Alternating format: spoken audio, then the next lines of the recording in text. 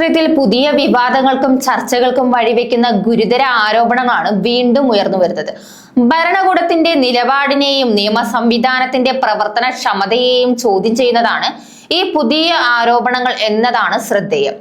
സൗമ്യ സെന്നിനെ ചുറ്റിപ്പറ്റിയുള്ള വിവിധ പരാതികളും വിവാദങ്ങളും വീണ്ടും സാമൂഹിക മാധ്യമങ്ങളിലൂടെയും പൊതുചർച്ചകളിലൂടെയും ശക്തമായി ഉയരുന്ന സാഹചര്യത്തിലാണ് ഇപ്പോഴത്തെ രാഷ്ട്രീയ അന്തരീക്ഷം കൂടുതൽ ചൂടുപിടിച്ചിരിക്കുന്നത്. വർഷങ്ങളായി ഉയർന്നു വരുന്ന ഈ ആരോപണങ്ങളിൽ എന്തുകൊണ്ട് വ്യക്തമായ നിയമ നടപടികൾ ഉണ്ടായില്ല എന്ന ചോദ്യമാണ് പ്രധാനമായും ഉയരുന്നത്. വിവിധ ഘട്ടങ്ങളിൽ സമർപ്പിച്ച പരാതികൾ, തിരഞ്ഞെടുപ്പ് സമയത്തുണ്ടായ വിവാദങ്ങൾ, സാമൂഹിക മാധ്യമങ്ങളിലൂടെ പ്രചരിപ്പിച്ച ആരോപണങ്ങൾ, കൂടാതെ വ്യക്തിപരമായ ഗുരുതര കുറ്റാരോപണങ്ങൾ എന്നിവയെല്ലാം വീണ്ടും ചർച്ചയായിരിക്കുകയാണ്. ഈ വിഷയങ്ങളിൽ അന്വേഷണം നടന്നിട്ടുണ്ടോ? അതിന്റെ പുരോഗതി എന്താണ്? നിയമ നടപടികൾ എവിടെ എത്തി നിൽക്കുന്നു എന്നതിൽ വ്യക്തതയില്ലാത്തത് കൂടുതൽ സംശയങ്ങൾക്ക് വഴിവെക്കുന്നു.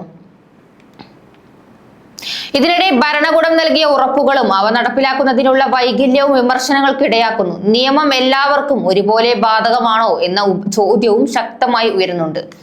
ജനാധിപത്യ സംവിധാനത്തിൽ ഏതൊരു ആരോപണവും തെളിവുകളുടെ അടിസ്ഥാനത്തിൽ പരിശോധിക്കപ്പെടുകയും നിയമപരമായ നടപടികൾ സ്വീകരിക്കപ്പെടുകയും ചെയ്യേണ്ടതാണ്.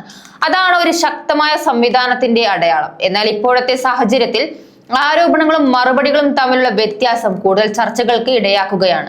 ഇത്തരം സാഹചര്യത്തിൽ ഈ വിഷയത്തിൽ വ്യക്തത വരുത്താനും സുതാര്യമായ അന്വേഷണം ഉറപ്പാക്കാനും ഭരണകൂടം എന്ത് നടപടികൾ സ്വീകരിക്കും എന്നതാണ് ഇനി എല്ലാവരും കാത്തിരിക്കുന്നത്.